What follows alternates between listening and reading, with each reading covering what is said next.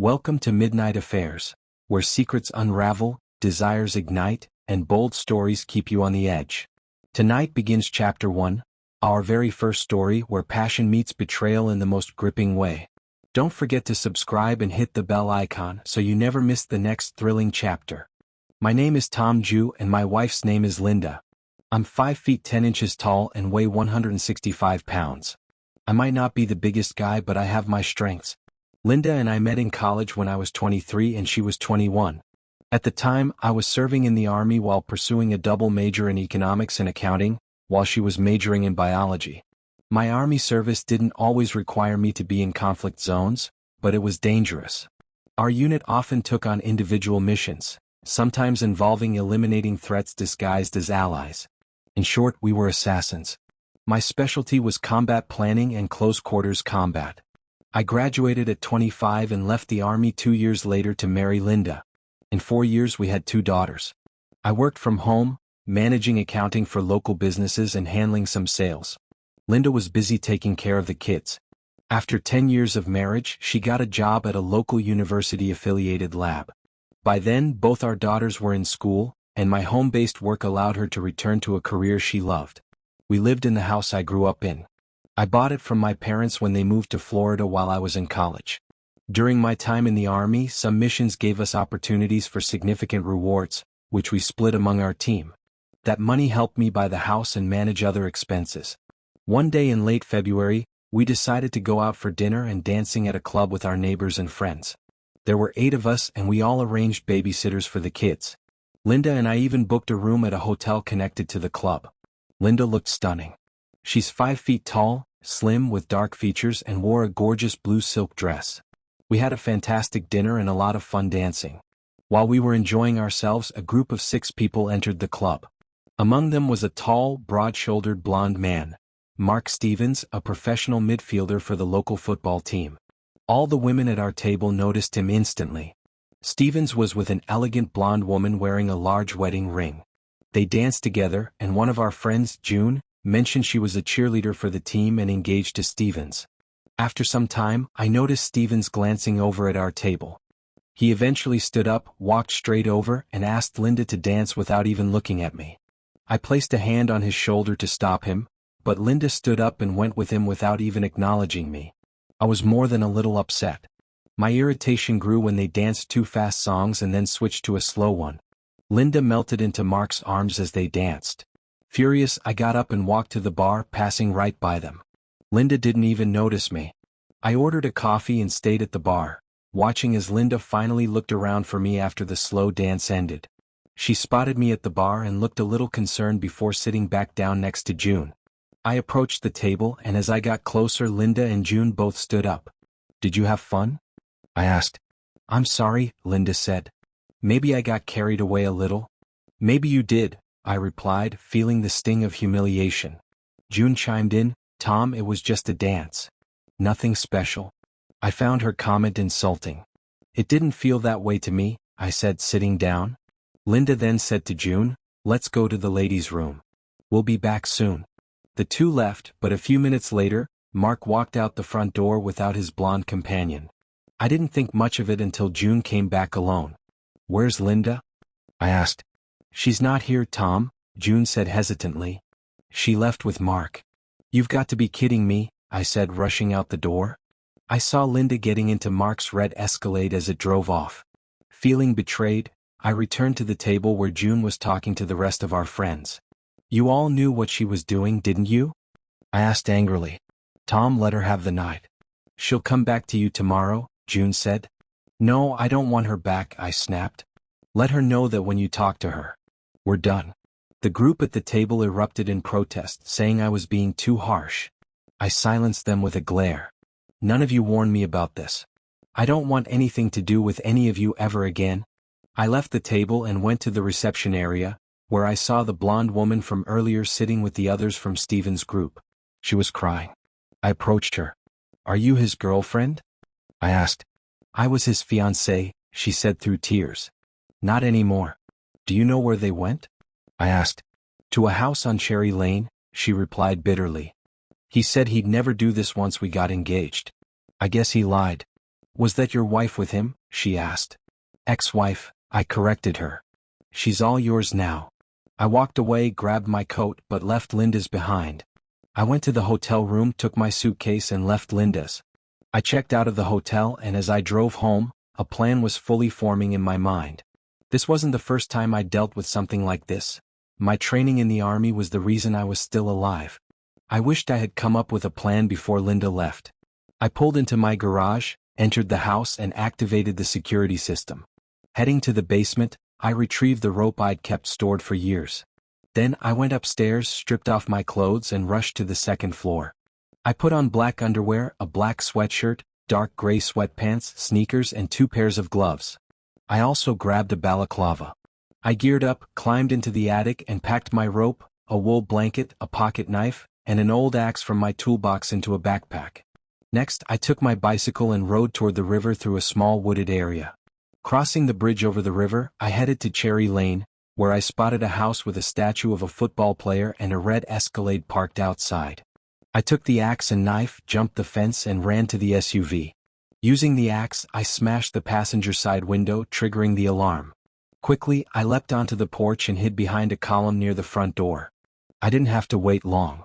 The porch light came on and the door opened. The idiot stuck his head out, holding a remote to deactivate the car alarm. He stepped outside with a semi-automatic pistol. As he walked past me, I struck him in the abdomen with the axe. He fell and tried to crawl away, but I delivered another blow, hard and precise, using both hands. Afterward, I closed the front door and ran off. I jumped over the stone wall, got back on my bike and pedaled toward the river. Once I reached the bridge, I stopped and threw the backpack, containing the axe, knife, gloves and shoes, into the river as far as I could. The river was swollen from the previous day's rain, and the current was strong. I rode my bike back through the woods to the garage. Inside, I sprayed the bike's tires and pedals with ammonia and wiped them clean. I then climbed the fence along the side of the house and re-entered through a small window. It wasn't as easy as I had hoped, but I managed. I pulled the rope up behind me, wiped the windowsill clean with a cloth, and hurried down to the basement. There, I stripped off all my clothes, including the mask and gloves, and tossed them into the washing machine. Afterward, I took a long shower in the basement bathroom, scrubbing myself thoroughly. Once I was done, I put on gym shorts and headed upstairs, leaving the basement door open so I could hear when the washing cycle finished. I dressed in the same clothes I'd worn to the club the night before and went back to the basement to move the wet clothes to the dryer. While waiting, I made myself some snacks and poured a glass of whiskey. Sitting down, I went over everything in my mind again. When the dryer finished, I brought the clothes upstairs, folded them, and put them back in their usual spot at the back of the closet. It was 2:50 a.m. by then. Everything from the moment I left the club had started at midnight. I sat on the couch, poured myself another whiskey and eventually fell asleep. The doorbell woke me at 6:20 a.m. I glanced at the security camera display and saw 2 people, an African-American woman and a short-haired white man, police officers. The bell rang again and I opened the door. "Who are you?" I asked, pretending to look confused. "You look like cops." "I'm Detective Asper and this is Detective Logan," the woman said, showing her badge. I put on a concerned face. "Is Linda okay? Did something happen to her?" "She's unharmed physically," Logan said, "but Mr. Stevens was attacked." "May we come in?" "Sure," I replied, stepping aside. "Where's Linda? Did you bring her with you?" "She's at the hospital receiving treatment," Logan said. I paused for a moment, pretending to process the information. "Come in, take a seat," I said, pointing to the couch. They chose to sit in 2 straight-back chairs instead, leaving the couch for me. "I think you need to explain what's going on," I said as I sat down. "What have you been doing since your wife left the club with Stevens?" Logan asked. "Just tell us what happened," Asper said. "All right," I began. "After Linda left, I went to our hotel room, packed my things and checked out. Then I came home, had a few drinks and fell asleep on this couch." "That's it? Is there anyone else here?" Logan asked. "No, the kids stayed overnight with the babysitter." "Did you make any calls or send messages to anyone that could confirm you were here?" "I stayed where I was and didn't leave." Asper looked around and noticed the security system. "I see you've got a security system. What does it cover?" she asked. "All the doors," I replied. "I think I can prove I was here. Let's go upstairs." They followed me to the upstairs office and I sat at my desk. I showed them the security system and pulled up the logs from 6 p.m. until they arrived. I gave them a quick look. The system monitored 3 doors: the front, the side, and the sliding door leading to the pool. The side I entered from didn't have a door, only large windows that didn't open. There wasn't any surveillance there. "We'll need to take this computer with us," Logan said. "Why?" I asked. "You saw me download the security data? Because the data could have been tampered with before we arrived." "Fine, but I can't let you keep it for more than a day. This is my work computer and I need it. I have a spare, but it won't last me long. Look, I'll download everything you need, including what I just showed you, onto this external drive," I said. I did so and handed it over. They wanted to look around and I let them, but I insisted they stay together and with me. They took some photos before leaving. It was 7:10 a.m. when I called Linda's parents. Their names are Jan and Stephanie. They live next door, but at the time they were at their lake house. I explained what happened and told them the police said Linda was in shock at the hospital. Jan was stunned by what Linda had done, but Stephanie wasn't as surprised. Stephanie asked, "Are you going to see her?" "No. That's why I called you. I really don't want anything to do with her after what she's done. It's unfortunate that the guy was attacked, but it's not my fault. Apparently she's done this kind of thing many times before. When she's out of the hospital, she needs to stay away from me in this house. We can arrange for her to get her things," Jan said. "Why don't you move out instead? She can stay. The kids have lived here their entire lives. This is my house. It's not marital property we acquired together," I replied firmly. Jan, being a lawyer, probably had something in mind to resolve things. "You just have to wait," he said. "That's pretty cruel, Tom," Stephanie commented. "Not as cruel as what she did to me," I shot back. That was the end of the conversation. Afterward, I called my parents in Florida. I explained as best I could what had happened. They were shocked by Linda's behavior. My dad turned on the TV and mentioned there was news about Stevens. They reported that he had been attacked and killed at his house. "That's not news to me," I said. The phone rang, a landline. "Was Judy?" "Tom, where's Linda?" "We heard Mark was killed. She's in shock at the hospital, according to the police." "Did you see her?" "Do you know which hospital?" "No, and I don't plan on going to see her." "Don't be like that. She needs your support." "She'll never get support from me. I don't care if her big night was ruined." "You're a pig. Did you kill Mark?" "No, but I'm not sorry it happened." "Good riddance," Judy said and hung up. I showered again and got dressed to pick up the kids from the babysitter. It was around 8 a.m. when I arrived. They hadn't heard anything about the events of the night. We headed home and they asked where Linda was. "I don't think she'll be here today. She has something to take care of," I told them. I got them ready for soccer and took them to the field for their noon and 1 p.m. games. Watching them play was relaxing. Michelle, the younger one, played really well. Laura wasn't as skilled, but she tried hard and it was good exercise for both. After the games we grabbed ice cream and went home. I noticed several messages on my phone, which had been on silent. One was from Linda's parents, telling me she was at St. Jude's Hospital but wasn't responding. Another was from a doctor at the hospital asking me to call. One was from Judy, saying Linda was at the police station and not talking to anyone. Judy suggested I calm down and bring the girls to see her. I told the girls their mom was in the hospital, unhurt but emotionally traumatized by something that happened the night before. They wanted to know what had happened. "Your mother went to a famous football player's house last night to sleep with him. There's no other way to say it," I said. "While she was there, someone attacked the football player. Apparently they didn't hurt her, but she must have found him or something because now she's in shock at the hospital." They weren't sure if they wanted to see her, but I told them to get dressed and we headed out. On the way I called the doctor back. Dr. Laura Thompson said Linda was traumatized and currently in a catatonic state. I asked about bringing the kids, but the doctor hesitated. "Are you going to visit her?" she asked. "I really don't want to see her," I replied. "Absolutely. I suppose you understand why, but I can bring the girls if you think it might help. They know what happened, about the circumstances surrounding everything." "You mean the sex between Linda and the football player?" "Yes," I told them, "and they're ready to go if you think it could help Linda." "All right. Meet me in room 311 in 30 minutes, the doctor said. We went there. Dr. Thompson, a psychiatrist in her 40s, spoke with me for a while before turning to the girls. She explained that their mother was in a state of complete shock and seemed unaware of her surroundings. She said meeting her daughters might help. The girls wanted to see her, so I took them to the door and looked inside. Linda was sitting on the bed staring at the TV, which was showing cartoons. The girls hesitated before approaching her. Laura, the older one, touched Linda's hand and called her mom. Sel followed, but there was no response. Sel began to cry. I walked over, hugged her, and looked at Linda. Nothing. I took Laura's hand and led them both out of the room. Well, we tried, I said. Will she wake up? Laura asked.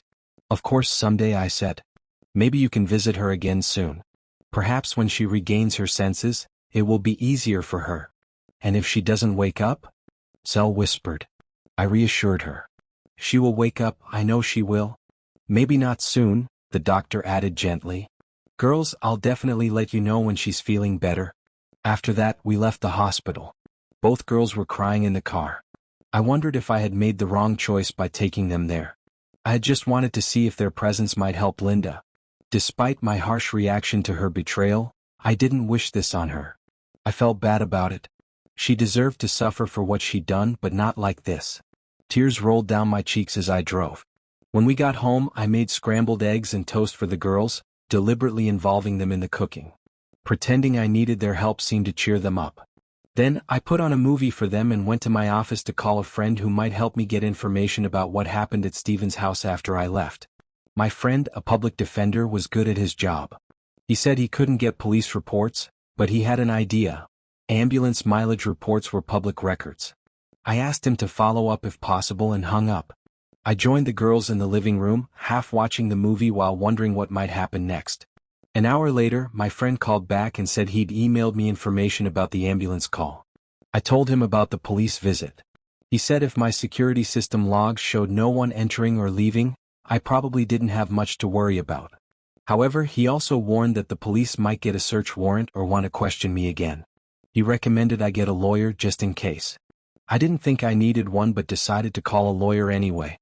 After reviewing the emergency report, I learned the police had found Linda with Stephen's head in her lap, covered in blood.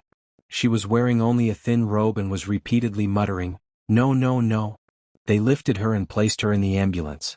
She was unresponsive the entire ride, even as an officer tried to ask if she had seen who attacked him. She didn't answer.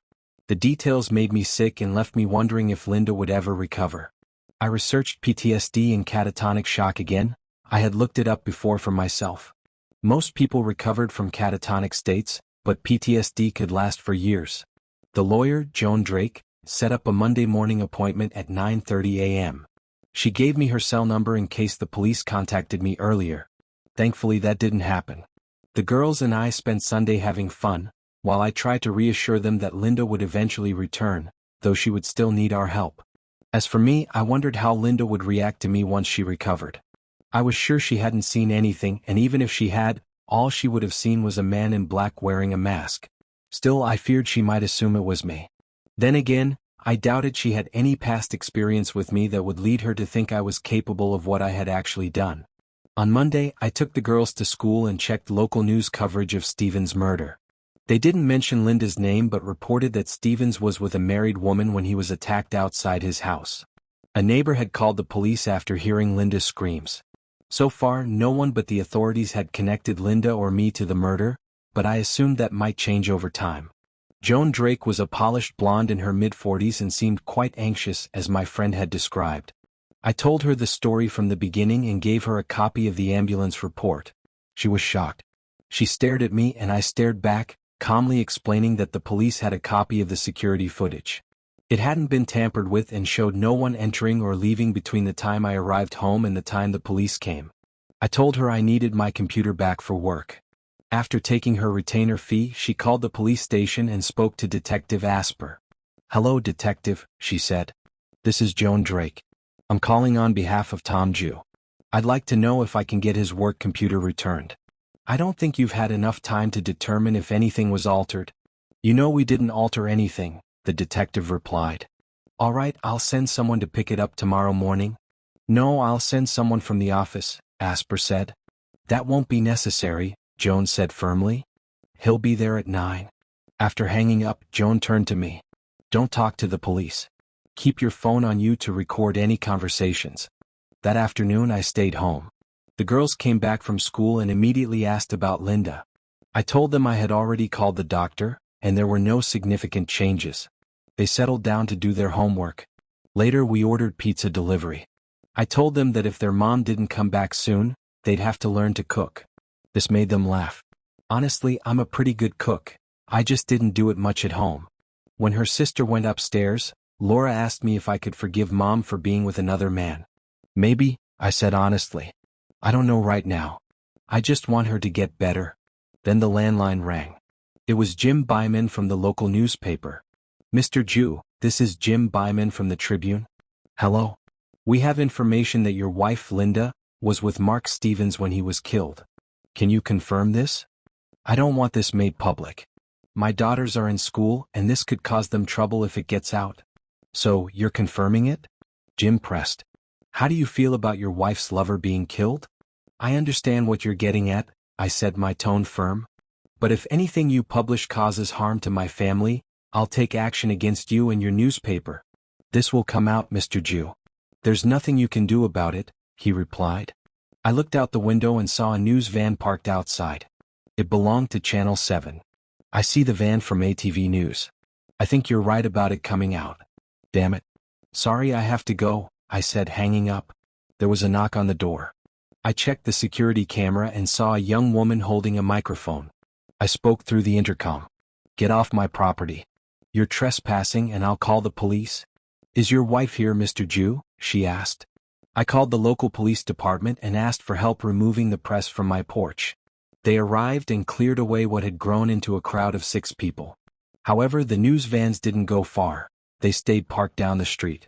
There were 4 vans in total now. I called the doctor to ensure Linda's safety before the press got to her. Then, I talked to the girls and suggested we might stay elsewhere and consider homeschooling, but they insisted on continuing at their school, even if it meant moving somewhere else. I told them I'd think about it. Next, I called my lawyer Joan and asked for advice. She suggested issuing a statement through her office to calm the media attention.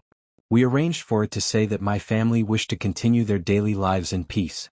It stated that I would not comment on rumors about my wife, now or in the future, and warned that continued media presence outside our home would result in legal action.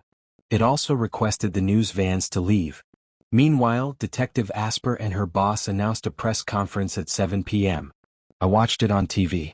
The police said Mark Stevens had been attacked outside his house and killed with a sharp object. They mentioned that although there had been a woman in the house at the time, there was no evidence she had witnessed the attack. They stated that the investigation was ongoing.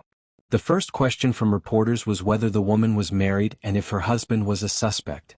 Detective Asper replied, "Since everyone knows her name, I assume you know she's married. However, we've conducted an exhaustive investigation into him, and there's no evidence to suggest he was involved in the attack. In fact, it appears he spent the entire night at his home, some distance away from the crime scene." Another reporter asked, "What about other married women? Their husbands?" Asper responded, "We've thoroughly investigated claims that Mr. Stevens frequently seduced married women, and there's some truth to that. It appears he pursued several married women, sometimes even in the presence of their husbands. We're exploring this angle." The police chief, Johnson, interrupted. "That's all for now. If we have anything more to share before Wednesday's briefing, we'll let you know."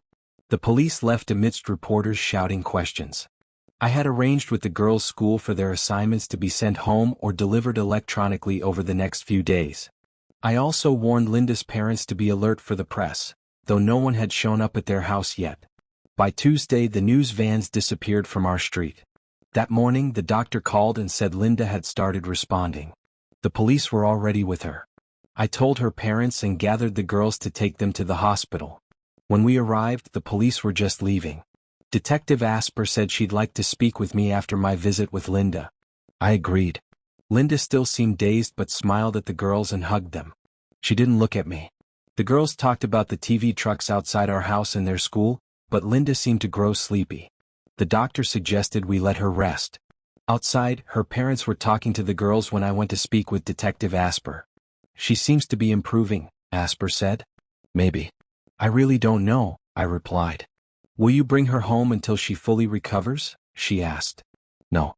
Once she's better, I'm sure we'll separate. I think you should give her a break. What more punishment could she face after everything she's been through? Asper asked. This isn't about punishment. It's about respect and trust. I'll never trust her again and I'll never respect her. Maybe she won't respect me either. Asper smiled faintly. Maybe she's afraid of you. Maybe she doesn't trust you either.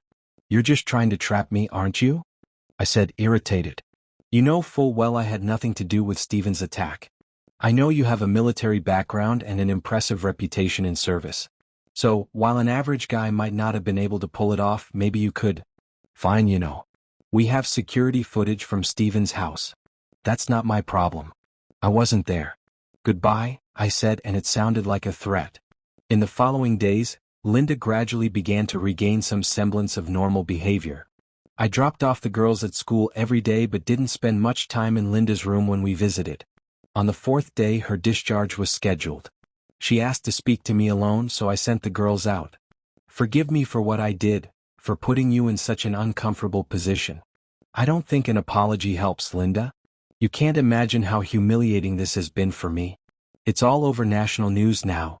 I'd like to go home when they discharge me this afternoon, she said, sitting on the bed and reaching out toward the chair. Go home? You know the media is outside, right? They'll follow you from here. I don't want the girls' lives ruined any more than they already are. Maybe I can sneak out, she said quietly. I looked at her for a long moment. Of course you're good at sneaking away, I replied, and she didn't look up. I'll contact security, I said.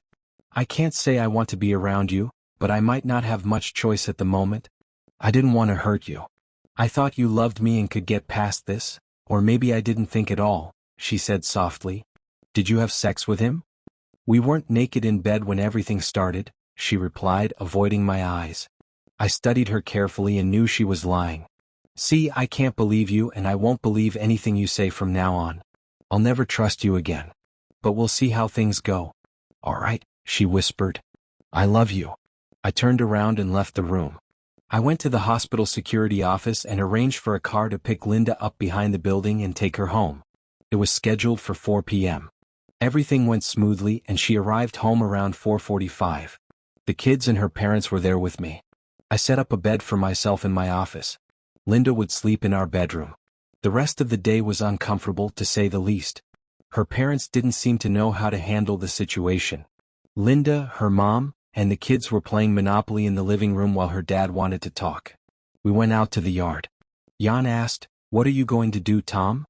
I don't really know, but there's a good chance we're done. You should try to forgive her. You've loved each other for so long and have a wonderful family. I know, but I wonder if we really loved each other for as long as we thought. If she loved me, she never would have done this. She said they didn't have sex. She said that. How should I know? She was with him for a long time. Does it matter if they did? It might. If they didn't use protection, she could have a disease, or be pregnant, I said bitterly. Jan didn't like that thought. She can stay here for now, but you'll want to find another solution soon. We went back inside and ate pizza together. Her parents left after dinner. From what I understood, they didn't bring up Mark with her. While we were putting the girls to bed, Laura asked Linda, "Why did you go to have sex with Mark?" "I'm so sorry. I made a mistake," Linda said. "But I don't get it. He's just a football player. I saw him. He's not our dad." "No, he's not. I'll talk to your dad about it later after I understand more," she replied. The girls went to bed and Linda went downstairs to the kitchen. I followed her about 10 minutes later. In the meantime, I called my public defender friend and asked about the autopsy report. He said it was a public record and I asked him to get it if he could. Linda poured herself a Pepsi. Alcohol wasn't recommended because it could trigger a relapse. She asked, "Are you sleeping in our bedroom?" "No, in the office." "Well, you're welcome anytime," she said. "We'll have to wait. Right now, I don't see a way forward for us. But all this happened just this week." "I can be patient," I replied. Suddenly feeling tired, I went to my office and lay down.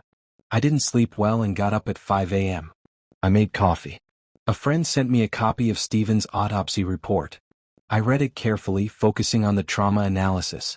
They had found traces of ejaculation and female secretions, which had been sent for lab testing. It seemed Linda had lied about not having sex with him. I never believed her anyway considering the timeline. She was with him for about 2 hours before the attack. When Linda came downstairs, I took the girls to school as usual, though they seemed a little down. I spent a lot of time thinking about my options. If it hadn't been for Linda's condition, I never would have let her come back home. But there were benefits to allowing her to stay. It made things easier for the girls, especially if the situation calmed down. As soon as I returned home, another news van pulled up outside. A young reporter got out and shouted, asking if Linda was home and if I had forgiven her. I smiled, waved her off, and warned her not to trespass. Inside, Linda had baked some cookies and offered me one. I accepted. There's an ATV van outside. They don't know you're here. Maybe they shouldn't, I said. What do they want? She asked. They've already published my name and what I did. They could make it worse. I'm sure they can invent something. I looked at her, wondering what to do with her, or with us. I'd like you to write down exactly what happened last Friday, from the moment that idiot approached us until you ended up in the hospital. You don't have to include anything too traumatic. Just pick up after that if it's easier. I'll try, she said. I also need to call work and see if I still have a job. Why would they fire you? For what I did. Why should they care? I said, shrugging. Well, I've been out all week. She called her work and was told she could take another week off for medical leave. She went to her room and started writing. I left her alone and went to my office, where I began reviewing the autopsy materials carefully. The DNA and sexual fluids identified in the report confirmed Linda had likely lied about not having sex. I waited to see what she would write about what happened but couldn't imagine continuing my life with her as my wife. The next evening after dinner, Linda came into my home office. "I've finished writing," she said, handing me the printout. I read it carefully. It said, "Tom, forgive me for my weakness. When Mark asked me to dance, I was so excited. He was charming and had such a reputation. While we danced, I wasn't thinking about anything else. When the slow dance began, I was completely at his mercy. He pulled me toward him, and honestly, I would have given myself to him right there. I don't know why I was so drawn to him, but I was. He told me to leave through the side door and that we would go to his house. He promised I'd have the best sexual experience of my life. I believed him. When the dance ended, I returned to our table, but you weren't there. I agreed to go to the restroom with June, and when I saw you were upset, I thought you'd eventually get over it. I wanted Mark so badly. So, I slipped out the side door and we went to his house. He kissed me as soon as we entered, then carried me upstairs to his bed. We had passionate sex. Just as we were finishing, the car alarm went off. He put on his robe and went outside, telling me to wait. I looked out the window but didn't see anything. Over the porch roof, I saw someone running, dressed in black and jumping the fence. I found a robe and went downstairs to the front door. Mark was lying in the entryway. His head was smashed. I ran to him, but I was in shock, completely stunned and guilty. It felt like my fault because I had sinned. The police arrived and I remember being at the hospital. "I'm so sorry for everything. I love you and don't know why I did what I did." I looked at her. Tears were streaming down her face. "Tom, was that you, the man I saw?" she asked. "I was here all night," I replied, "drinking and mourning the end of my marriage and the changes to our family. I was angry, sure. But the police told you I was here. They have surveillance footage?" "That's what they said when I asked, but..." She trailed off. "But nothing. I can tell you this, I think Stevens got what he deserved." "No, Tom," she said softly. "He didn't deserve this. He was a nice man. And he turned your whole world upside down, didn't he?" I shot back. "Yes, he did. I don't want you to know this, but I'll never be able to love you the same way again. Maybe I can't love you at all. The man I thought I married would never have done what you did. Was it worth it? Was the sex worth what you lost?" "What has he lost?" she asked bitterly. "The sex was, honestly, amazing, but it wasn't worth what happened. If we had that night and I came home the next day, maybe. But he's dead and I'm ruined forever." "Yes, you are," I replied coldly. She turned and ran from the room. "You killed him," she whispered. "No, you killed him," I muttered under my breath, making no effort to convince her of my innocence or to mend things. Of course, I would never admit what really happened. If I did, she'd go to the police immediately. She was a woman I could no longer trust in any way. Weeks later, I filed for divorce. I requested custody of the children so they could stay in the house. Linda still had her job, so I didn't ask for alimony or child support. Linda recovered enough for me to insist that she move out. She went to stay with her parents and I served her the papers there. Shortly after, her father called, pleading with me to take back the papers. He said Linda was desperate. I told him she deserved to be and advised her to get a lawyer. He was furious, though I couldn't tell if he was angry at me or her. He asked about visitation, and I told him Linda could come by any evening to see the kids and stay until they went to bed. Linda showed up the next day at 5 p.m. I made macaroni and cheese and we ate with the girls. We played board games together before putting them to bed. Linda wanted to talk afterward, but I wasn't in the mood. We need to work this out, Tom. It won't be good for the girls if we're apart, she said. They'll adapt. You can find a place where they can visit you. The sooner we settle the divorce, the sooner you can establish a visitation schedule. Please, Tom, I don't want a divorce. I made a mistake, a big one, but I love you. There's no way we're staying married after what you did behind my back. Forget it and move on, I said firmly. Linda started crying quietly this time. I felt sorry for her, but not enough to change my mind. We're done, I said. The divorce went through. We worked out a shared custody arrangement.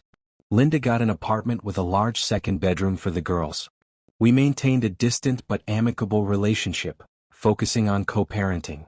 About 4 months later, I started dating again. Women in our social circle and from work knew I was single and seemed eager to catch my attention. When Linda had the kids, I brought several women home for the night. None of the relationships lasted long, but the sex was generally good, and occasionally great. I avoided married women, even though some seemed keen to sleep with me. After my experience, I decided it was immoral. Linda was good with the girls but didn't do so well on her own. She took antidepressants and slept a lot but managed to go to work and complete her tasks. Her parents and the girls told me she wasn't dating anyone. 10 years later, Sel went off to college and Laura was about to start her first year. Both had adjusted well to the shared custody arrangement and seemed to be doing fine. They had dated boys in high school and I think Laura continued in college. She was in a long-term relationship. I was in a relationship with a woman named Kui, whom I had met one night at a bar. Like me, she was divorced.